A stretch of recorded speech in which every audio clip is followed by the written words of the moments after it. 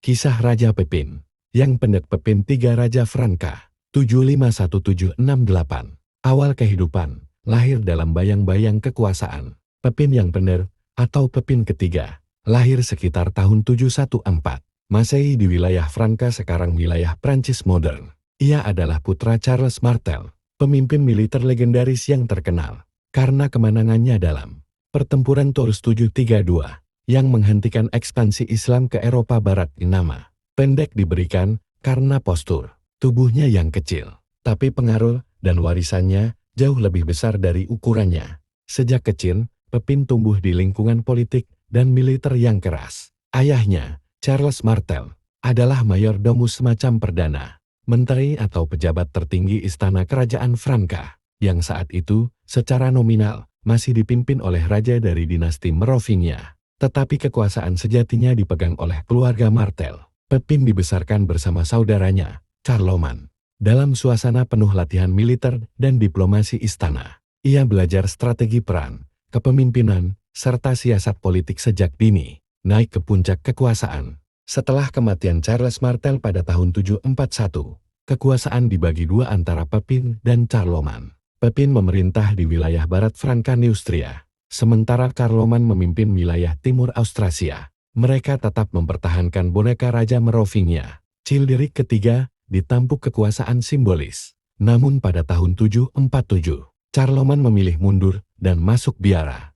meninggalkan Pepin sebagai pemimpin tunggal. Pepin merasa bahwa mempertahankan Raja Boneka tak lagi masuk akal. Maka, ia mengirim utusan kepada Paus Zacharias untuk menanyakan, siapakah yang seharusnya menjadi raja, dia yang memegang kekuasaan sejati, atau dia yang hanya punya gelar? Paus menjawab, yang memegang kekuasaanlah yang seharusnya menjadi raja.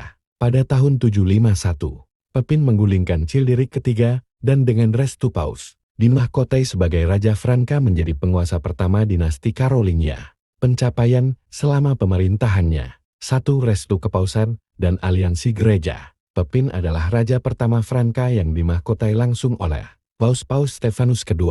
Pada tahun 754, menjalin ikatan kuat antara kerajaan Franka dan gereja Katolik Roma. Ia bahkan mengusir kaum Lombard dari wilayah Italia atas permintaan Paus dan menyerahkan wilayah itu kepada gereja yang dikenal sebagai donasi Pepin cikal bakal negara gereja Papal States. 2. Membela dan memperluas wilayah Franka. Pepin memimpin berbagai kampanye militer, terutama melawan suku Lombard di Italia dan suku Sakson di timur. Ia berhasil menjaga stabilitas dan memperluas pengaruh kerajaan Franka, menyiapkan pondasi yang kuat bagi putranya, Charlemagne. 3. Reformasi pemerintahan.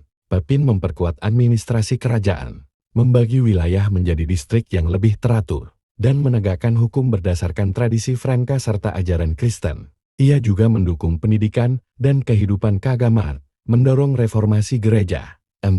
Warisan budaya dan politik. Dengan mendirikan dinasti Carolingia dan menjalin hubungan dengan tahta suci, Pepin mengubah wajah politik Eropa Barat. Ia menyatukan wilayah Franka di bawah pemerintahan pusat yang kuat dan menjadikan kerajaannya sebagai pelindung resmi gereja Katolik. Akhir hidup dan warisan. Pepin wafat pada tahun 768 Masehi, di usia sekitar 54 tahun. Ia dimakamkan di Basilika Saint-Denis, dekat Paris, tempat peristirahatan para raja Prancis. Ia membagi kerajaannya kepada dua putranya, Charlemagne dan Charlemagne kedua. Namun Charlemagne meninggal muda, dan Charlemagne akhirnya menjadi satu-satunya raja, kelak menjadi Kaisar Romawi Suci. Pepin mungkin dikenal sebagai yang pendek, tapi warisannya menjulang tinggi dalam sejarah Eropa. Ia meletakkan dasar bagi kebangkitan Kekaisaran Carolingia dan pengaruh besar kekristenan di benua Eropa selama berabad-abad.